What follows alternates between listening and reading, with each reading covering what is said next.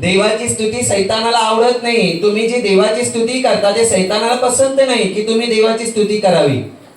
पण तुम्ही तुमच्या दुःखात आणि संकटात पण ज्या वेळेला देवाची स्तुती आणि महिमा करता ना, तेव्हा सैतान कमजोर होतो आणि तुम्ही ती कंटिन्यू देवाची स्तुती धन्यवाद करत राहिलात तर एक दिवस सैतान तुमच्या आयुष्यातून निघून पळून जातो, प्रॉब्लेम निघून जातात.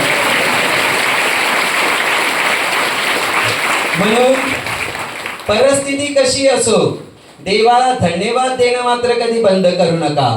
सदैव नेहमी क्षणाक्षणाला प्रभूची स्तुती झालीच पाहिजे. तो स्तुतीस पात्र आहे, तो सन्मानास पात्र आहे, तो गौरवास पात्र आहे, तो राजांचा राजा आहे, तो येशू आहे. आज तोच प्रभू येशू त्यातलं स्वर्गाचं सिंहासन सोडून आज तुमच्या माझ्यामध्ये हजर आहे.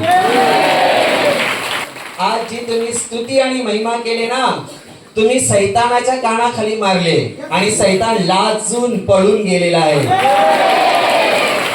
हालेलुया.